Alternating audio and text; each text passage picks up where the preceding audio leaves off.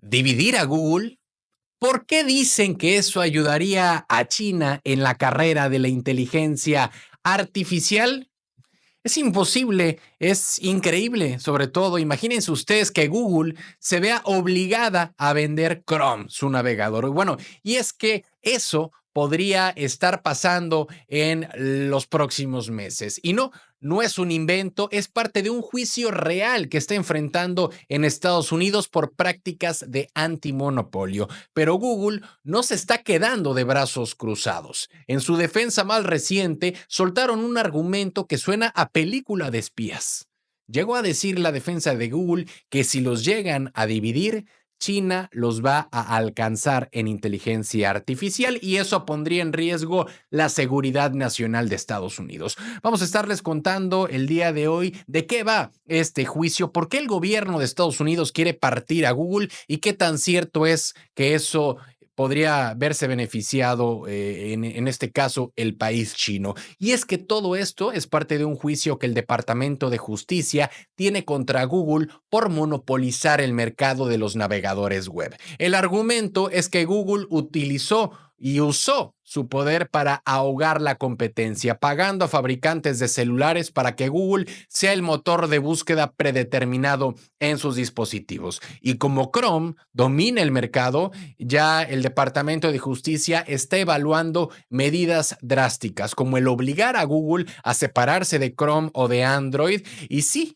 como si una sola empresa se dividiera en varias, ¿no? Entonces, ¿qué está respondiendo Google? Están apelando al miedo económico. En un comunicado reciente, la vicepresidenta de Asuntos Regulatorios de Google dijo que si se concreta esta división, eso ralentizaría la innovación estadounidense en inteligencia artificial. ¿Por qué? Porque tendrían que formar un comité gubernamental para autorizar desarrollos, lo que frenaría el ritmo con el que lanzan nuevos productos. Y ahí es donde meten a China en la ecuación, porque ya lo dijo la vicepresidenta de Google, que están en una feroz competencia global por la próxima generación tecnológica y en pocas palabras, si Estados Unidos divide a Google, China va a ganar la carrera.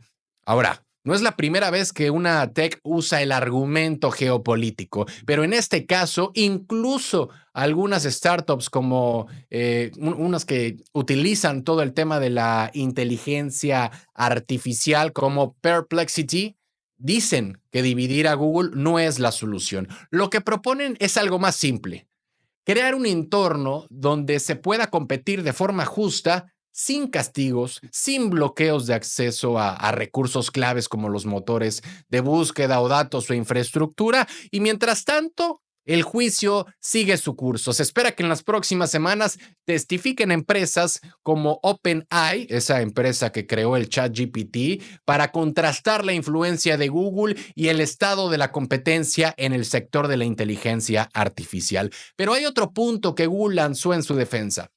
Google dijo que la seguridad y la privacidad de los usuarios es un tema muy importante. Afirmaron que si se divide a Chrome y Android, ambas plataformas quedarían debilitadas y eso podría afectar a las empresas que dependen de ellas para protegerse. Además, advirtieron al Departamento de Justicia que podrían obligarlos a compartir búsquedas privadas de usuarios con empresas. Algo que nadie conoce, ¿no? Algo que abriría más que nada la puerta a actores maliciosos o riesgos de filtraciones. Eso veremos, esa es la parte de lo que el juez tendrá que evaluar antes de emitir su fallo, que ya tiene fecha, es en agosto. Pero por ahora el mensaje está claro: Google está luchando por no ser dividida y lo está haciendo con todo lo que tienen, con datos, con abogados y también con el miedo geopolítico. ¿Tienen razón? Eso ya lo veremos, pero vamos a estar analizando muy de cerca este tema porque una de las grandes empresas de Estados Unidos está a punto de sufrir uno de los golpes más desastrosos que podría llegar a tener en su historia. En la sección de noticias locales, ¿qué pasaría si los policías de Veracruz ya no tuvieran que rentar ni vivir lejos ni preocuparse por no tener casa propia? Bueno, es justo lo que anunció la gobernadora Rocío Nale, un nuevo programa estatal para construir viviendas exclusivamente para policías y no solo en un municipio, sino en 5 regiones claves del estado, incluyendo el puerto de Veracruz. Vamos a estarles contando en qué consiste este plan, cuántas casas se van a construir, cuánto costará y por qué esto podría cambiar el rostro de la seguridad pública en Veracruz. Y es que este anuncio se dio este mismo lunes durante el Día del Policía Veracruzano. Ahí fue donde Rocío Nale confirmó que su gobierno iniciará con un programa de vivienda para policías, un programa que tendrá una inversión inicial de 180 millones de pesos. La idea es bastante simple, pero es una idea poderosa.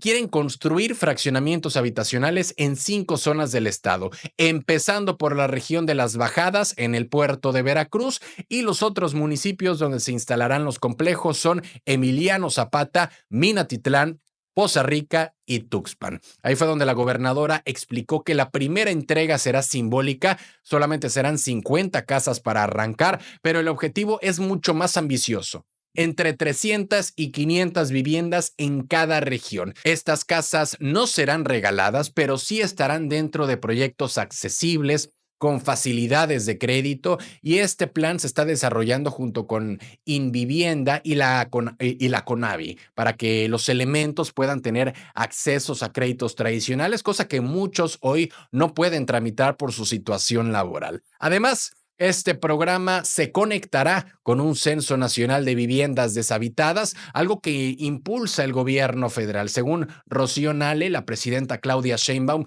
ya acordó que este censo inicie en Veracruz, lo cual podría abrir la puerta para recuperar casas abandonadas y entregarlas eventualmente a quienes sirven desde la policía. Y aquí hay un punto humano importantísimo.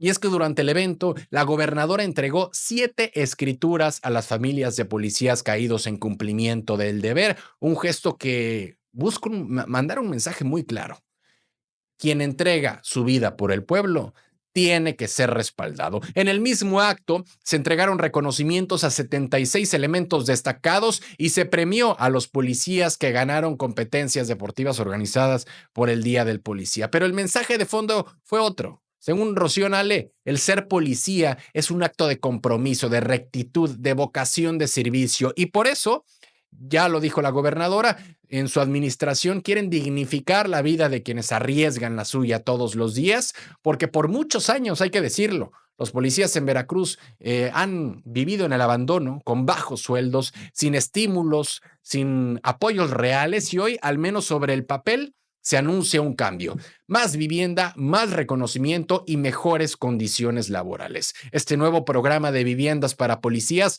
no solo es un tema de construcción o de créditos, es una señal de cómo un gobierno puede apostar por dignificar a sus cuerpos de seguridad. Esperemos que no solamente sea un programa que suene bonito en el papel, sino llegue a aterrizarse de manera correcta, de manera concreta y de manera benéfica para un cuerpo tan importantísimo como es el cuerpo de los policías.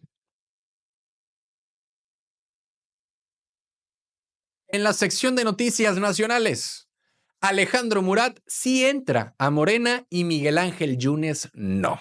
Esa fue la decisión más reciente de la Comisión Nacional de Honestidad y Justicia de Morena, y como era de esperarse, ya explotaron las inconformidades internas. Vamos a estarles contando el por qué aceptaron a Murat, por qué rechazaron a Yunes y qué argumentos están usando a favor y en contra, ¿no? Pero vamos con lo último. Morena desechó la queja presentada por el Comité Estatal de Oaxaca en contra de Alejandro Murat. El argumento era que Alejandro Murat no representa los principios de la Cuarta Transformación por su paso como gobernador priista y su cercanía con figuras del viejo régimen. Pero la comisión de Morena respondió que la queja no tenía fundamentos sólidos y por lo tanto no procedía. Con eso, Alejandro Murat asegura su lugar en Morena, pese a que varios legisladores y a que varios militantes oaxaqueños están abiertamente en contra. fue de hecho el gobernador de Oaxaca, el actual gobernador de Oaxaca, Salomón Jara, aclaró que él no presentó la queja, aunque sí dijo públicamente que no estaba de acuerdo con la afiliación de Alejandro Murat. De hecho, ya se presentó un recurso ante el Tribunal Electoral del Poder Judicial de la Federación para impugnar esta decisión. ¿Quiénes son los que están inconformes detrás de esta noticia? Bueno, los legisladores como Laura Estrada, Antonino Morales y Luis Alfonso Silva acusan que aceptar a Murat es traicionar los valores del movimiento. Pero Alejandro Murat, lejos de echarse para atrás, dobló la apuesta.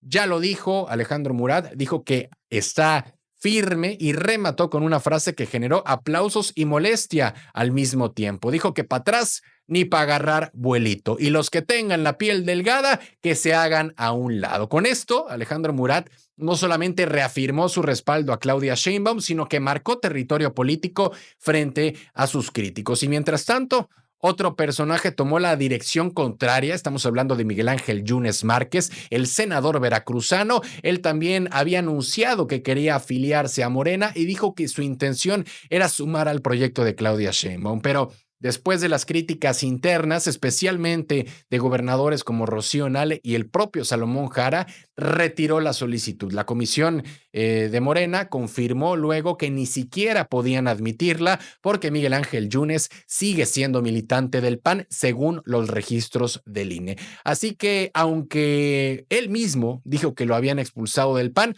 jurídicamente sigue siendo panista. Entonces, ¿por qué Alejandro Murat y Miguel Ángel Yunes no? Bueno, en papel, Alejandro Murat ya no tiene afiliación partidista y no hay impedimentos legales para aceptarlo. En cambio, Miguel Ángel Yunes sí tiene un conflicto estatutario, pero para muchos dentro de Morena el problema no es legal, sino el problema es político y es ético.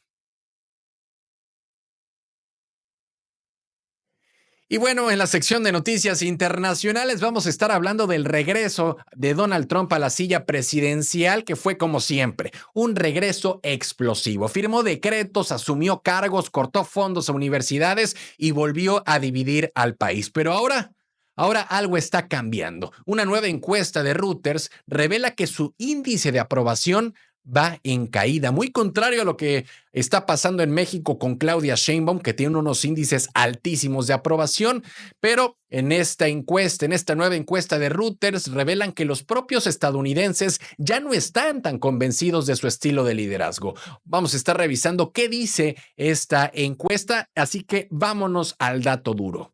¿Cuál es el dato duro? Bueno, solo el 42% de los estadounidenses aprueba la forma en que Donald Trump está gobernando. Ese número del 42% antes era del 47% cuando asumió el cargo en enero y del 43% hace apenas 3 semanas. O sea, 5 puntos menos en poco más de 2 meses. Y aunque sigue estando muy por encima de la aprobación que tuvo Biden durante gran parte de su mandato, esta caída ya está generando alarmas incluso dentro de los republicanos, que es el partido de Donald Trump. Ahora, ¿por qué está cayendo? ¿Por qué está cayendo 5 puntos Donald Trump? Bueno, por decisiones como las que les voy a decir a continuación. La primera, castigar a universidades que considera demasiado liberales, congelándoles fondos federales. Solo a Harvard le bloqueó más de $2,000 millones.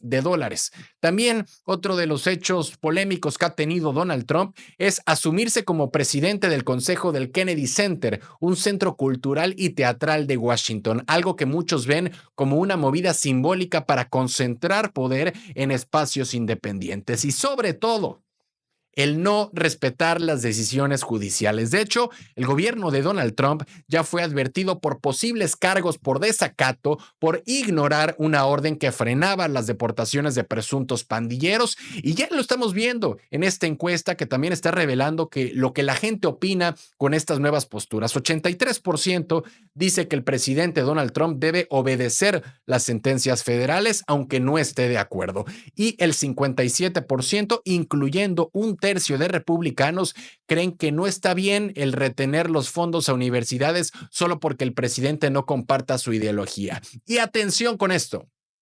El 59% cree que Estados Unidos está perdiendo credibilidad internacional por culpa de Donald Trump. Ese número incluye a republicanos, lo cual ya no es solo un tema de oposición, ya no es solo un tema de hablarle a su voto duro, ¿no? En política exterior, en la economía e incluso en la inmigración, que son temas favoritos de Donald Trump, ya la desaprobación va en alza. En inmigración, su punto más fuerte, 46% lo desaprueba y solo 45% lo aprueba. Una diferencia mínima, pero que ya no le da margen de error a Donald Trump. Y como si todo esto no fuera suficiente, 3 de cada 4 estadounidenses creen que Donald Trump no debería postularse a un tercer mandato. Repito, 3 de cada 4 estadounidenses cree que Donald Trump no debería postularse a un tercer mandato, incluyendo el 53% de los republicanos.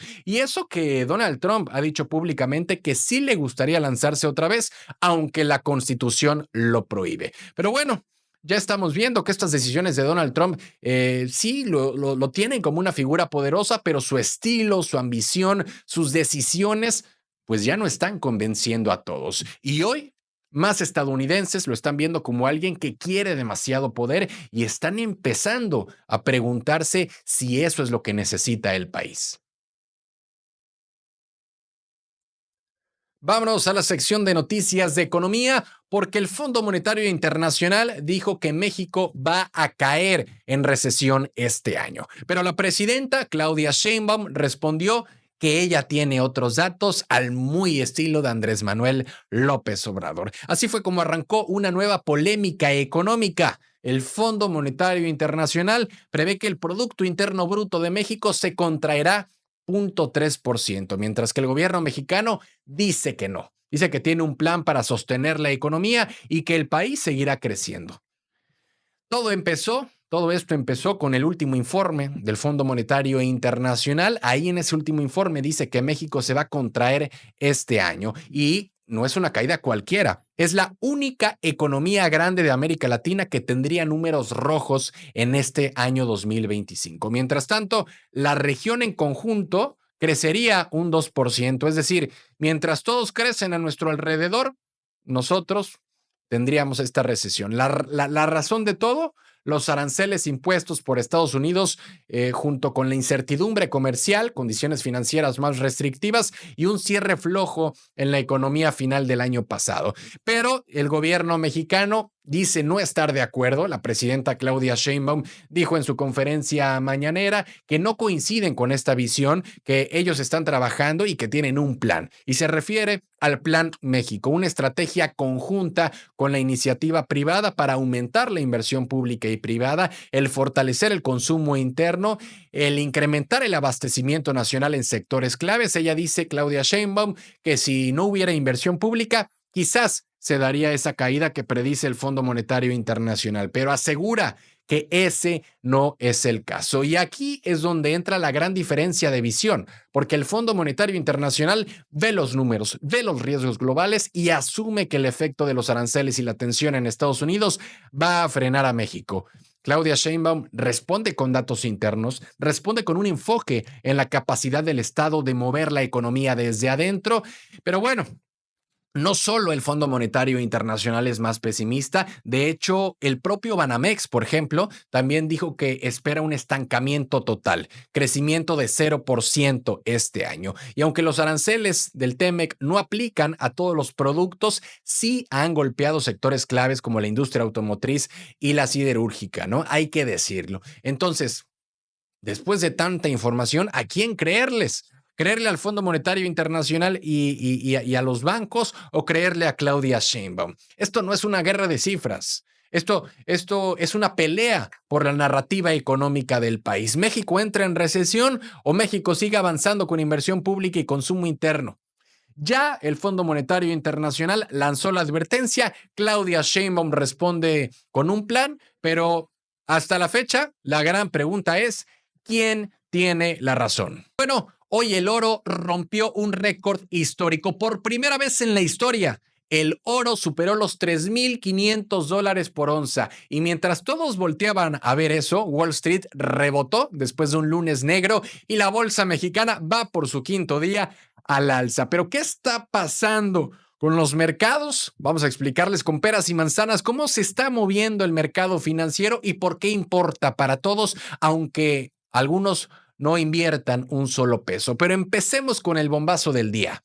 El oro rebasó los $3,500, marcando su precio más alto en la historia. Esto pasó en las primeras operaciones del martes, alcanzando los $3,500 por onza antes de moderarse a unos $3,455. ¿Por qué fue que subió tanto el oro? Obviamente por el nerviosismo global, la caída del dólar y la demanda de activos refugio. Y es que cuando hay incertidumbre, llámese política financiera o internacional, el oro se convierte en la inversión segura por excelencia. Pero, ¿por qué tanto nerviosismo? Obviamente es parte por lo que está pasando en Estados Unidos. El presidente Donald Trump arremetió hace unos días contra el presidente de la Reserva Federal, Jerome Powell, y eso pues generó una venta masiva en los mercados este lunes que pasó y dejó al dólar cerca de sus niveles más bajos en 3 años. Pero este martes los futuros de Wall Street apuntaban a una ligera recuperación. El Standard & Poor's subió 0.77% en la apertura. En Europa y Asia el movimiento fue un poco más leve, pero bueno. Mientras tanto, los rendimientos de los bonos del Tesoro de Estados Unidos empezaron a estabilizarse. El bono a 10 años se mantuvo a 4%, lo cual es importantísimo porque ese rendimiento es el termómetro de la confianza financiera en Estados Unidos. ¿Cómo reaccionó nuestro país? La Bolsa Mexicana de Valores hiló 5 jornadas consecutivas al alza. Todo esto mientras los inversionistas están atentos a la temporada de reportes trimestrales de las grandes empresas. Pero bueno, ya estamos viendo que el oro está volando porque los mercados buscan refugio en medio de la incertidumbre. Wall Street rebota con cautela después de los roces entre Donald Trump y la Reserva Federal, y la bolsa mexicana sigue fuerte con 5 días positivos y buenos resultados de las empresas. Todo esto pinta un panorama volátil, pero un panorama con oportunidades tanto para los grandes inversionistas como para los que apenas están empezando. Y bueno, con esta información damos por concluido el Noti Express de R en el día de hoy. Muchas gracias a todos los que nos siguieron en un episodio más de su programa. Neftalí Solís en los controles, Víctor Cosgaya en las cámaras. Mi nombre es Rodrigo Crosa y los dejo siempre en sintonía.